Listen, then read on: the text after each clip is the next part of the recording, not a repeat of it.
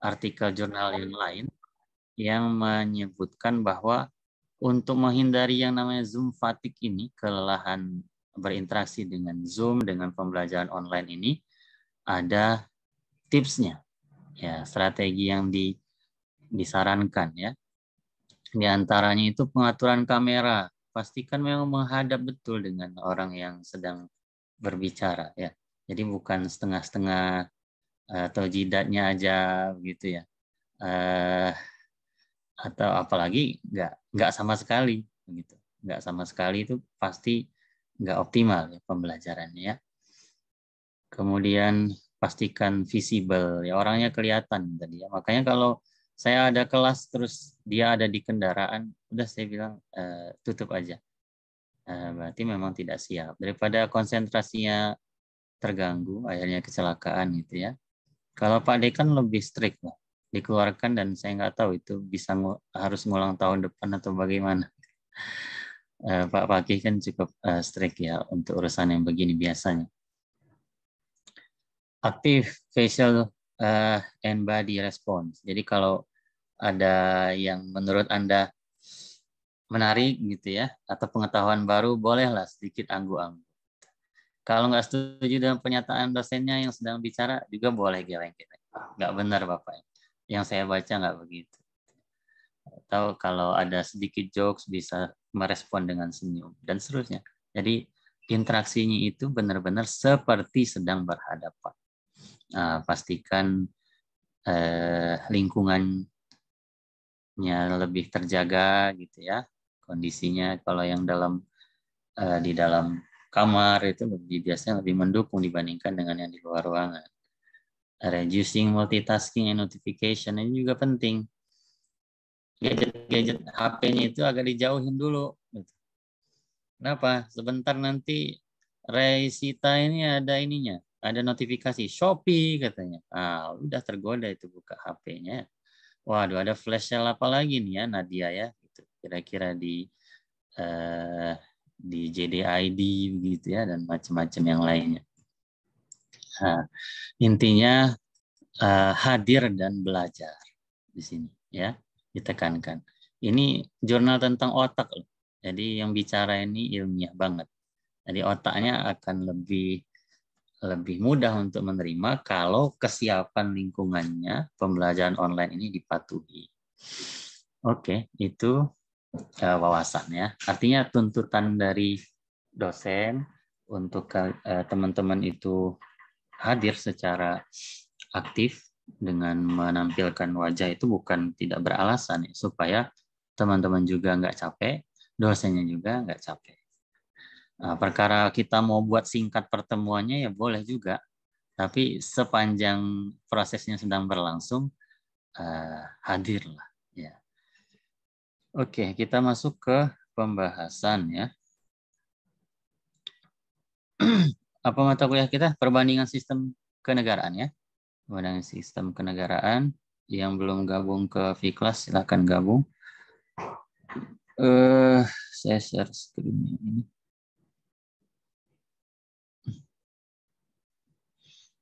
Oke, udah muncul di layar. Baik. Perbandingan sistem kenegaraan. Yang di pertemuan awal ini saya ingin agak usah di zoom, ya. Saya ingin nyatakan bahwa apapun tema, apapun pembahasan, apapun judul dari mata kuliah di pembelajaran hukum itu, pendekatan telaahnya itu tidak jauh dari 4 pendekatan ini. Ya, seperti yang teman-teman juga yang S1-nya tentu, kalau S1-nya non-hukum mungkin akan bentuknya ini adalah pengetahuan baru, tapi bagi yang S1-nya dari hukum ini sebagai pengulangan, ya. Kalau referensi yang berkaitan dengan metode penelitian atau metode pembelajaran hukum itu selalu mengetengahkan pendekatan-pendekatan ini dalam mengurai satu objek pembahasan mata kuliah. Ini misalnya bisa kita baca dari karyanya Peter Mahmud Marzuki, dari Mark Van Hoek, ya tentang metodologi penelitian hukum ya. Pendekatan historis yang pertama. Jadi melalui pendekatan ini hukum dalam artinya yang luas maupun artinya sempit dalam norma hukum, norma yang berlaku di dalam sebuah negara bisa ditelaah dari latar belakangnya. Bagaimana perkembangan pengaturan mengenai isu tertentu. Misalnya dalam konteks pengaturan yang cukup baru ini, yang baru diputuskan Mahkamah Konstitusi terkait dengan presidensial threshold ya. Jadi presidensial threshold 20% itu kita bisa telaah ketentuan 20% itu dengan pendekatan historis. Bagaimana maksudnya? Kita menelaah latar belakang kenapa ketentuan itu muncul 20%. Kenapa undang-undang mengatur seperti itu? Apa alasan yang berada di dalam yang ada di belakang suatu norma? Ya. Jadi ini pendekatan historisnya. Kalau dia pendekatan hukum didekati atau dipelajari dengan pendekatan undang-undang, maka kita akan menelaah semua undang-undang atau regulasi yang berkaitan dengan isu hukum tertentu.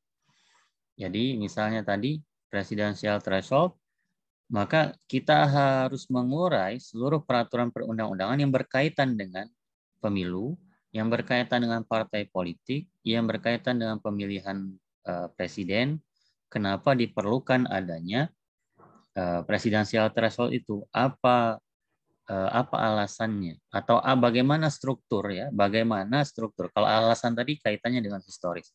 Bagaimana struktur peraturan perundang-undangan yang mengatur tentang ini, yang kalau dikumpulkan kita bisa menemukan satu pola penelaahan terhadap satu tema tadi. Jadi ada peraturan-peraturan turunan dari Undang-Undang Dasar yang kita telaah, kemudian kita hubungkan dengan satu isu hukum. Nah, kemudian pendekatan yang ketiga yang lazim dalam menelaah isu-isu hukum, penelitian hukum adalah komparatif. Ini yang masuk ke dalam pembahasan di kelas kita ya. Jadi membandingkan apa yang dibandingkan undang-undang atau regulasi dalam konteks peradilan yang dibandingkan adalah keputusan pengadilan misalnya antara satu negara dengan negara yang lain atau hal-hal yang lain ya. Semua yang berkaitan yang melibatkan lebih dari dua negara, lebih dari satu negara, berarti itu pendekatannya pendekatan komparatif. Pendekatan selanjutnya adalah pendekatan konseptual. Nah, di sini ditelaah pandangan-pandangan, konsep-konsep, doktrin-doktrin, teori-teori yang berkembang di dalam dunia hukum berkaitan dengan isu yang sedang ingin kita telaah. Oke. Nah, sekarang kita tekankan bagaimana kita menghubungkan pendekatan mengkaji hukum tadi dengan sistem kenegaraan. Kalau didekati sistem kenegaraan ini dengan pendekatan historis, maka kita akan menelaah latar belakang kenapa sistem yang berlaku di dalam sebuah negara itu, sistem kenegaraan yang ada di dalam sebuah negara itu diatur sedemikian rupa, ya, yang ada sekarang. Sedangkan kalau pendekatannya undang-undang, maka kita akan menelaah semua undang-undang dan regulasi yang berkaitan dengan sistem kenegaraan yang ada di dalam sebuah negara itu. Nah, kalau dia sudah masuk ke pendekatan komparatif, yang kita bandingkan adalah semua regulasinya atau semua putusan pengadilannya yang berkaitan dengan sistem kenegaraan di dalam sebuah negara yang satu dengan negara yang lain. Kita ingin melihat titik temunya kah, atau ingin melihat perbedaannya kah, atau menemukan hal-hal yang lain yang bisa diurai dengan pendekatan perbandingan atau komparatif. Yang terakhir, pendekatan konseptual, melihat pandangan-pandangan para ahli, teori-teori yang dikemukakan para pencetus ide-ide terkait dengan sistem kenegaraan. Oke, jadi konsen mata kuliah kita, pendekatan yang digunakan adalah pendekatan komparatif ini. Baru nanti kita masuk ke pertanyaan-pertanyaan dasar. Ini kunci ya, teman-teman sekalian. Saya ingin sampaikan, kunci untuk punya energi bisa menelaah lebih jauh itu adalah jangan hilang rasa ingin tahu.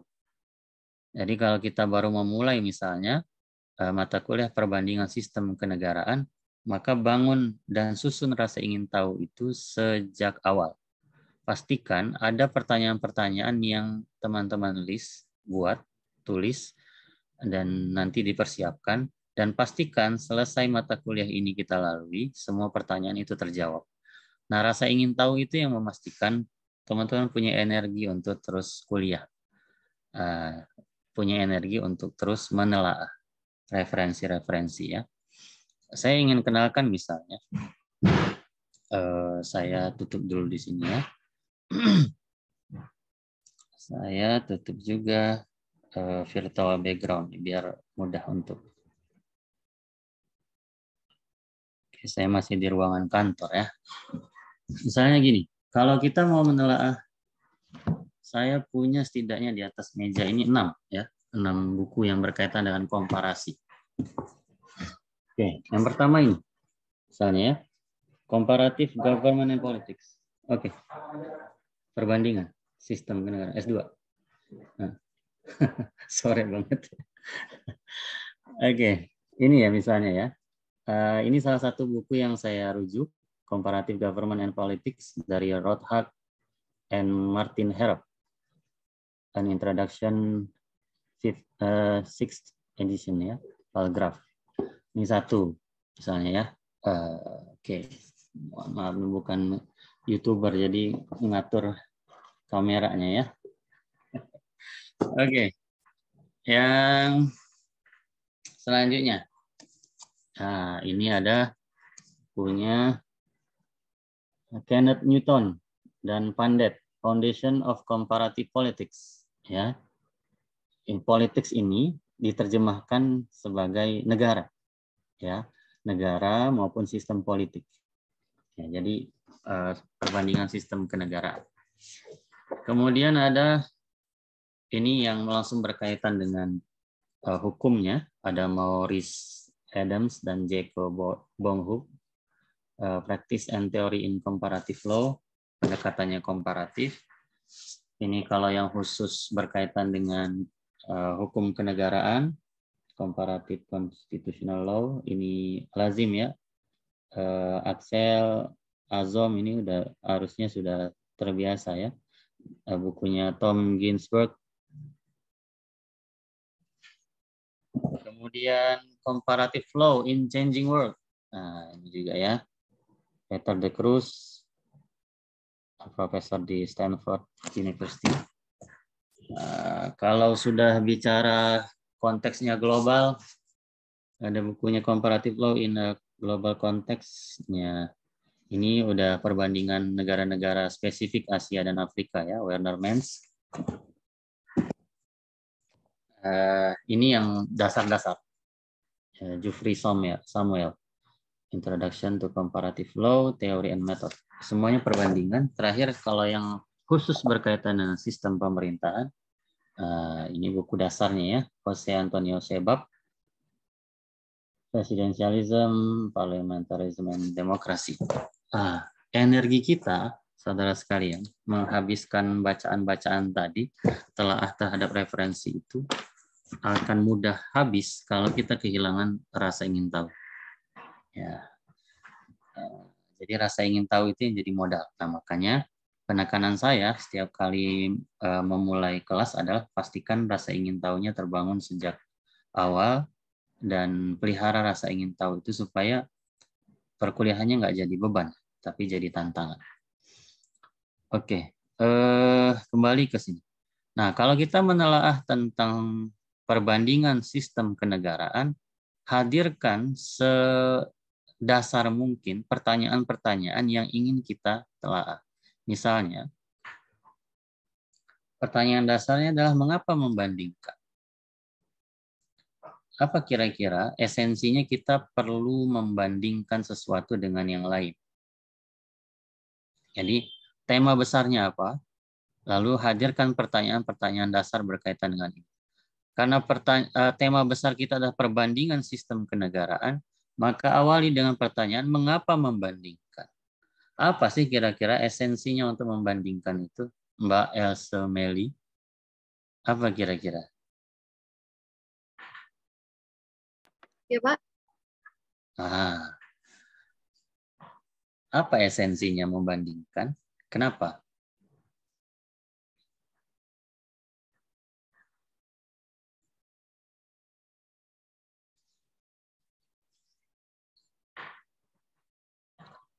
Kenapa?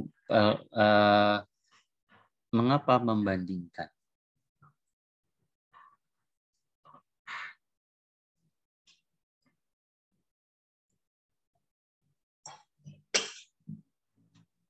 Hmm? Udah jawab belum ini? Mic-nya masih tutup.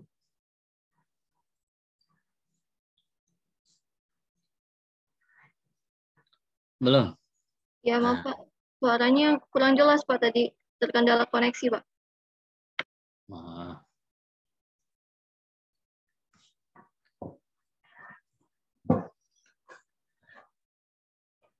Oh, ada Nuril juga ini, Cakim ini. Baru gabung nih, dari mana? Udah 40, udah setengah jam dulu baru gabung ya, Pak Cakim ini. Untuk apa, Nuril, membandingkan kira-kira? Ini kita baru masuk ke pertanyaan-pertanyaan dasar. Kalau menurut saya Pak, terkait dengan mengapa membandingkan itu, yang pertama untuk mengetahui kita kan berbicara tentang membandingkan sistem kenegaraan, berarti untuk mengetahui sistem kenegaraan negara yang kita bandingkan Pak, menurut saya begitu, untuk mengetahui latar belakang sistem negara tersebut, bahkan latar belakang negara tersebut terbentuk sih Pak, sehingga Oke. mengapa membandingkan, ya dasar yang pertama untuk mengetahui gitu sih Pak, latar belakangnya, sehingga kita bisa mengetahui perbandingan apa saja yang akan kita bandingkan gitu. Itu sih Pak, menurut saya Pak. Baik, makasih Nuril. Kapan terakhir teman-teman ini beli gadget baru? Kapan terakhir? Bulan lalu, Pak. 2015, Pak. Bulan lalu, Pak. 2015? Iya, Pak. Bulan lalu, Pak. Baru Asik nih, ini. Pak. Ada contoh yang baru ya. Mas Dayat, Ya, Pak. dari beli apa Mas Dayat? Tipe yang sama, Pak, tapi dan merek yang sama, tipe yang berbeda. Apa? Handphone? Handphone. Oke. Nah, ini biasanya sangat relevan pertanyaannya ya. Ada nggak upaya untuk membandingkan dulu pada saat ingin beli gadget? Iya, Pak. Biasanya baca reviewnya gitu ya, dengan spek yang sama, dengan harga yang sama. Jangan sampai istilah kalau dalam konsumen itu over budget ya. Iya, betul, Pak. Over budget gitu. Padahal kita bisa dapat dengan kualitas yang sama, tapi kita mengeluarkan biaya yang lebih besar. Jangan sampai begitu. Oke, jadi kenapa kita perlu membandingkan? Karena kita butuh informasi yang lebih banyak ya berkaitan dengan objek yang sedang kita ingin ketahui. Jadi kalau kita ingin mengurai sistem kenegaraan, kita ingin punya informasi yang lebih banyak tentang sistem kenegaraan itu. By the way, sistem kenegaraan itu apa? Apa sih sistem kenegaraan itu? Belum ya? Oke, nanti di slide selanjutnya ya. Kita ke pertanyaan dasar ini dulu aja. Kapan perlu perbandingan kalau begitu?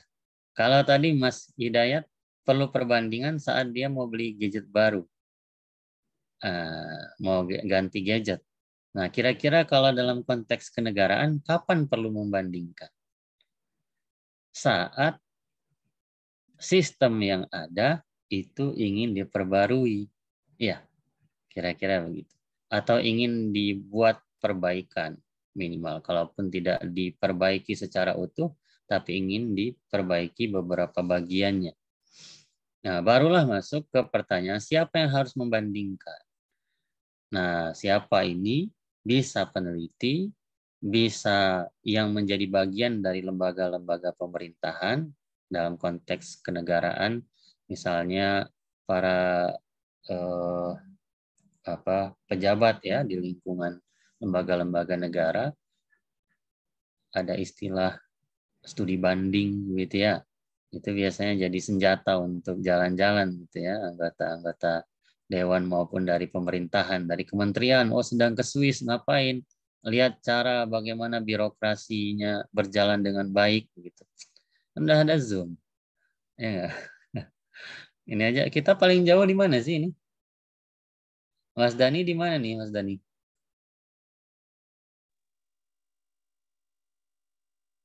Suaranya nggak ada.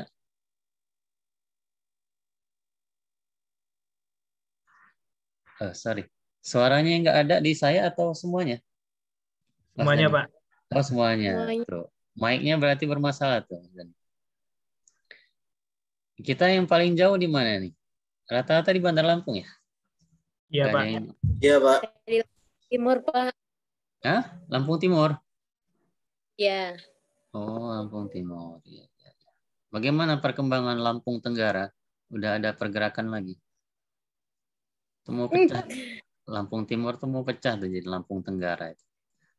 Kalau dibuka ini keran moratorium pemekaran daerah. Oke. Apa pertanyaan kita tadi? Kalau jauh-jauh studi banding, pada ada banyak ya alat kita sekarang, aplikasi untuk bisa bertemu online, seharusnya bisa dimanfaatkan itu. Nah, itu kadang-kadang jadi alasan. Oke, sekarang pertanyaan misalnya negara mana yang dibandingkan? Tentu saja yang relevan ya. Jangan membandingkan sesuatu yang nggak apple to apple. Nanti ada saya share ya. Lalu barulah pertanyaan yang lebih ke teknisnya. Bagaimana membandingkan? Apa yang dibandingkan? Nah, pertanyaan-pertanyaan ini menjadi pengantar kita mengurai tema besar terkait dengan perbandingan sistem kenegaraan. Oke. Nah, masuklah kita ke pembahasan yang ini. Jadi, kalau perbandingan sistem kenegaraan yang kalau kata dasarnya itu diartikan sebagai seluruh hal yang berkaitan dengan negara, jadi sistem kenegaraan itu termasuk di dalamnya adalah bentuk negara, bentuk pemerintahan, sistem pemerintahan.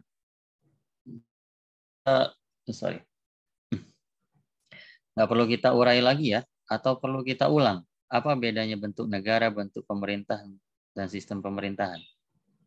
Masih ingat semua ya? Masih ada yang tertukar-tukar?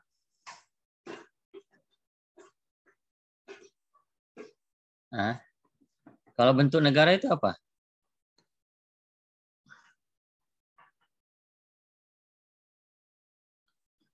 Bentuk negara itu bagaimana gambaran dari hubungan antara pemerintahan pusat dengan pemerintahan daerah. Ya, jadi maka variannya itu kalau dia berkaitan dengan pembagiannya itu berupa negara-negara bagian, biasanya federal. Sebaliknya kalau dia sangat tersentral pembagiannya, maka negara kesatuan bentuknya. Jadi bentuk negara itu varian besarnya adalah federal atau kesatuan. Kalau bentuk pemerintahan apa? Bentuk pemerintahan itu bagaimana pengisian jabatan. Yang paling mudah ya kita mengurai cirinya. Bagaimana pengisian jabatan dari pemimpin tertingginya. Kalau dia dipilih oleh rakyat langsung, dia republik. Kalau turun-temurun, dia monarki. Nah, pembagian besarnya kedua itu. Lalu sistem pemerintahan apa?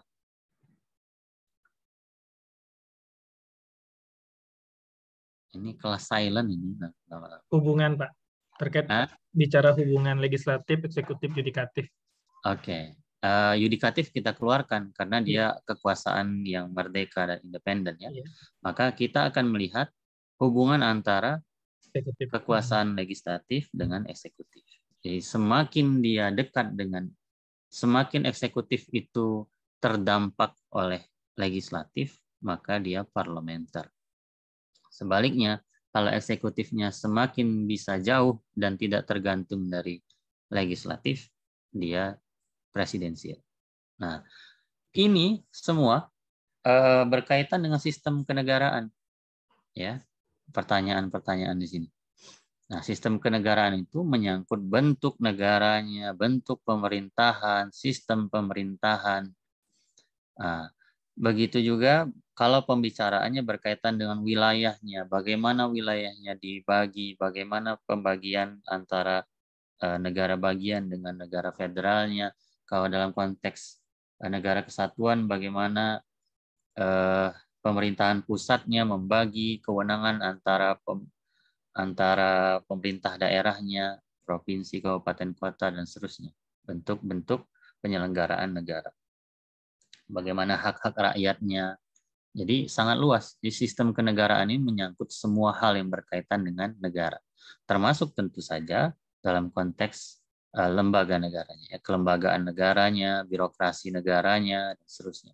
Dalam tataran yang filosofis, pendekatan perbandingan sistem kenegaraan ini berbicara tentang sandaran moral.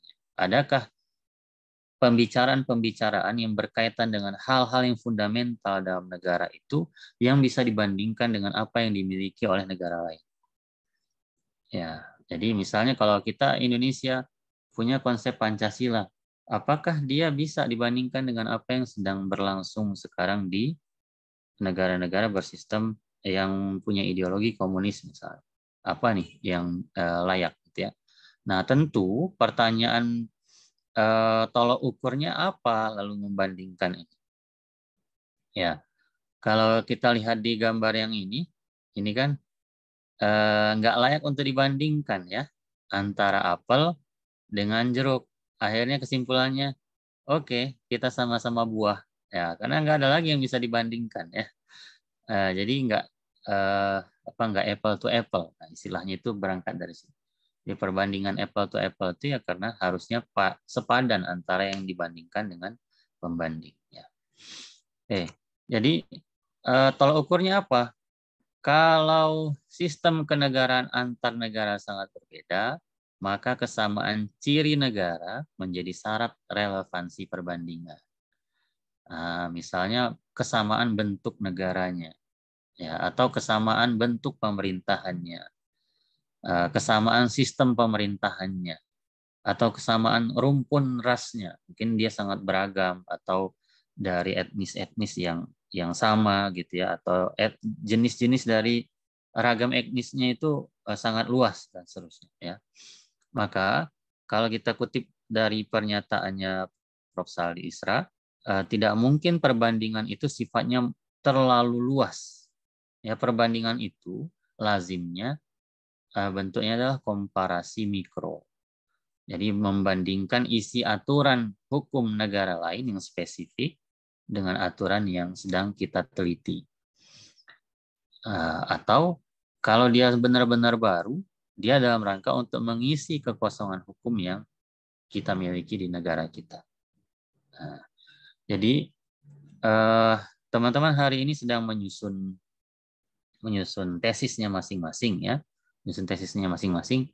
Biasanya akan ada kecenderungan kajian tesis itu lebih menarik kalau pendekatan perbandingan ini menjadi salah satu menu dari sub pembahasan. Jadi tema apapun ya berkaitan dengan yang dipilih ya, yang sedang dipilih untuk diteliti, kalau ada bagian perbandingannya biasanya cenderung lebih menarik. Nah, jadi apa yang dibandingkan tentu harus diukur dulu, jangan sampai asal membandingkan. Semuanya mau dibandingkan, padahal tidak relevan untuk dibandingkan. Gitu ya. Oke, ini saya ingin singkat dulu ya. Jadi misalnya perbandingan sistem kenegaraan, politik hukumnya itu harus disesuaikan dengan moralitas negara yang kita punya.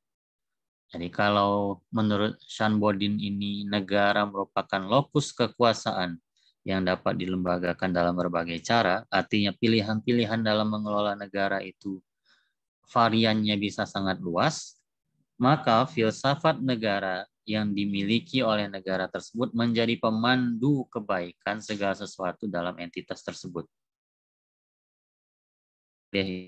Sistem kenegaraan itu tetap harus berpedoman pada dasar dan tujuan bernegara sebagai falsafah. Varian kita untuk mencari contoh-contoh sistem yang berlaku di dunia ini sangat banyak. Lalu apa yang menyaringnya? Politik hukumnya. Jadi pastikan kemanapun perubahan sistem kenegaraan, konsistensinya pada falsafah negara, sebagaimana ide dari Steinberger ini, jadi keharusan. Jadi belum tentu ketentuan yang berlaku di negara lain itu relevan atau beriringan dengan apa yang kita punya sebagai sebuah negara. Nah, dan seterusnya. Saya kira ini masih terlalu, nanti kita dalami di pertemuan yang akan datang. Saya ingin menghantarkan dulu teman-teman sekalian. Jadi dalam menelaah sebuah mata kuliah itu, awalilah dengan mendudukannya dulu dalam bagan-bagan seperti ini ya. Jadi munculkan pertanyaan-pertanyaan dasar sehingga nanti membantu teman-teman mengurai apa yang sebenarnya ingin dicapai dari mata kuliah ini, dan kalau kebutuhan praktiknya tentu saja bisa langsung dikaitkan dengan kebutuhan untuk menulis tesis ya, menulis tesis. Jadi temanya apa yang akan ditulis di tesis itu kaitkan dengan mata kuliah yang sedang diambil ini. Jadi kalau kita bicara tentang perbandingan sistem kenegaraan, apa ini relevansinya? Relevansi dari mata kuliah sistem perbandingan sistem kenegaraan ini dengan tesis yang sedang atau akan disusun nanti. Rata-rata sudah ini ya, sudah punya judul tesis, tema Sudah, tesis, Pak. sudah ya. Sudah ada yang proposal? Lagi proses, Pak. Oh, semester 3 ya? Iya, baru boleh sidang proposal. Oke. Iya. Mulai tahun lalu saya kira kebijakannya dipercepat ya. Dan ini harusnya ditangkap dengan baik kesempatannya oleh teman-teman.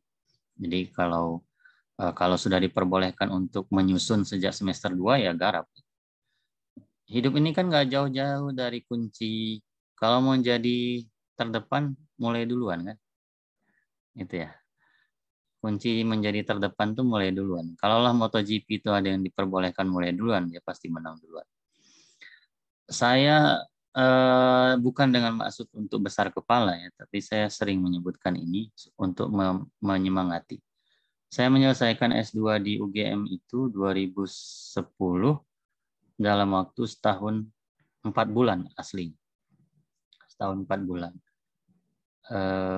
Cuma karena Gunung Merapi meletus, sidang saya diundur 2 bulan gitu ya. Jadi harusnya setahun 3 bulan, jadi setahun 5 bulan selesai S2-nya.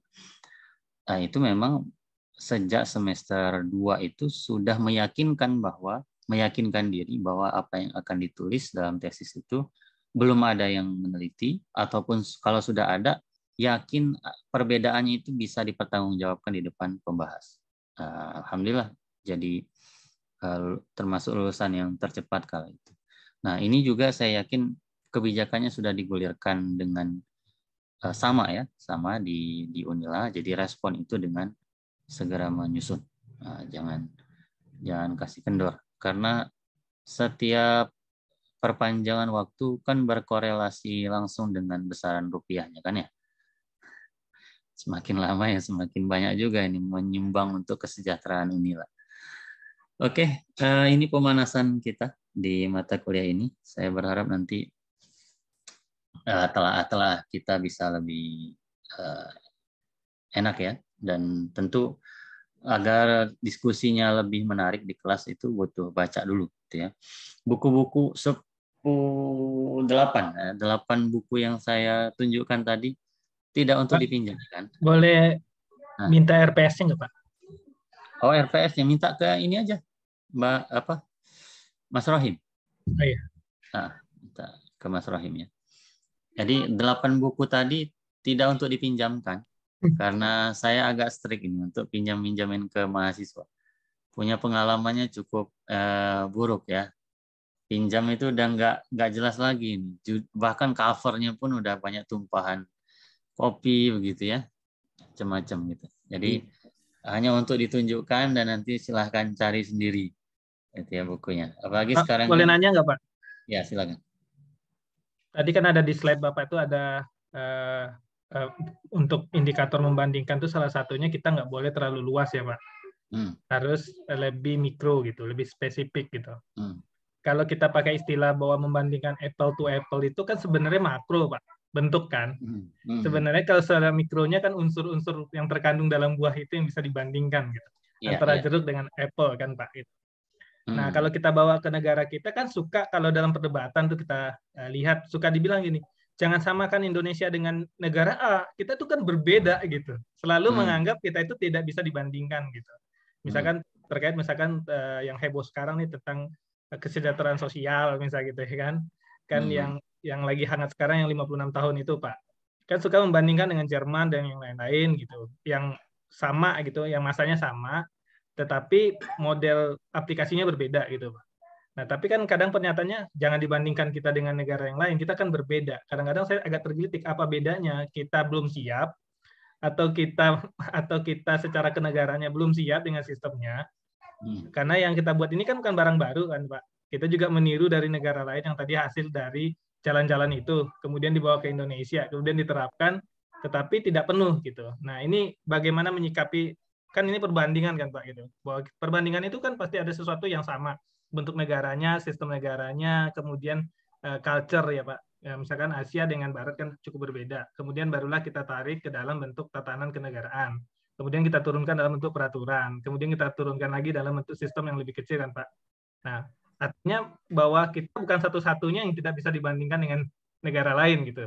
Apalagi bentuk kita kan demokrasi juga banyak dengan negara-negara yang udah lebih dulu gitu. Terkadang kita bingung, misalkan kita demokrasi gitu.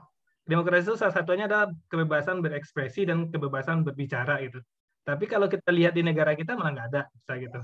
Jadi demokrasinya mau dibandingkan dengan yang mana gitu secara mikro, gitu Pak. Ya, banyak sekali ini pertanyaannya, kemana-mana.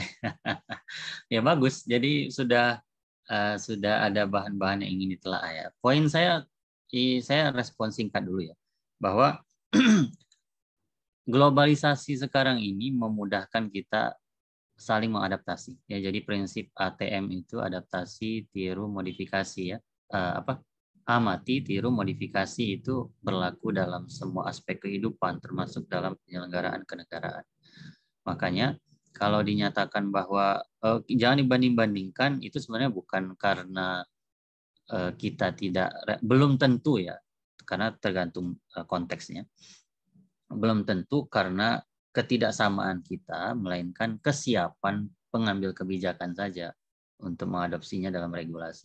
Nah, jadi pernyataan-pernyataan seperti itu lebih dalam upaya untuk penghindaran saja, gitu ya. Karena ketidaksiapan untuk mengadopsi, maka dikatakan ya jangan dibanding-bandingkan lah, gitu ya. Padahal ya karena mereka sendiri belum siap untuk mengadopsinya secara utuh. Konsistensi ya. Makanya misalnya saya cukup dalam menelaah terkait dengan sistem presidensial. Misalnya ya, saya contohkan. Jadi kalau mau konsisten dengan negara-negara yang lebih senior menyelenggarakan sistem presidensial, harusnya komponen-komponen A, B, C, D, E, F, G misalnya, itu harus terpenuhi semua. Kenapa varian yang dipilih oleh Indonesia itu hanya sampai di C gitu? Pada akhirnya memang, ini kita juga penting untuk camkan juga ya. Saya nanti coba untuk elaborasinya di pertemuan yang akan datang. Jadi ada hal-hal yang sifatnya itu strict untuk kita pertahankan yang berkaitan dengan budaya kita sebagai sebuah bangsa, entitas kita yang punya keunikan dibandingkan negara yang lain, gitu ya. Sehingga kalau dia sudah menyentuh hal-hal yang sifatnya dasar seperti itu, memang kita harus strict untuk menyatakan bahwa kita jangan disamakan gitu. Misalnya ya, saya contohkan terkait dengan jaminan HAM gitu ya, pelindungan HAM. Kenapa kita tidak bisa disamaratakan dengan konsep yang berlaku di luar sana gitu. Karena ada banyak nilai-nilai yang perlu kita jaga gitu ya. Nah, dalam konteks kenegaraan juga saya kira kalau dielaborasi satu persatu tergantung dari konteksnya, kita juga akan menemukan bahwa untuk konteks yang ini kita nggak bisa gitu secara utuh misalnya. Dalam konteks yang lain kita bisa adopsi secara menyeluruh. Nah, jadi pertanyaan dari Mas Hidayat bisa sangat bisa sangat luas ya jawabannya, tergantung dari konteks yang sedang kita bicarakan. Oke, menarik. Nanti mudah-mudahan nggak puas ya dengan jawabannya. Nanti kita uraikan lagi di pertemuan yang akan datang. Saya takut dikunci nih sama penjaga gedung. Mas Ajis kayaknya udah ngancam-ngancam di gedung E. Mas Ajis sudah pulang, Pak. Udah pulang ya malah. Oh iya, berarti saya ditinggal nih ya. Saya punya kuncinya sih, udah biasa sore, cuma jangan terlalu sore juga. Baik, menjelang jam 5, 2 menit lagi. Saya kira cukup dulu ya pertemuan perdana ini. Yang belum gabung di V-Class, gabung dulu, isi dulu presensinya. Dan kalau kita pertemuan online seperti ini, yang berlaku kehadirannya untuk keaktifan kelas, nilai keaktifan kelasnya yang berdasarkan Zoom. Ya. Oke, ini kenang-kenangan untuk di V-Class. Nanti di akhir semester lihat ya, di hari itu jerawat saya kok besar, alisnya miring gitu ya. 1, 2, 3. Oke, Mas Dani nggak ada di itu ya. Baik, makasih. Salam sehat. Assalamualaikum warahmatullahi wabarakatuh. Waalaikumsalam warahmatullahi wabarakatuh. Waalaikumsalam warahmatullahi wabarakatuh. Terima kasih, Pak. Terima kasih, Pak. Terima kasih, Bapak. Terima kasih banyak, Pak.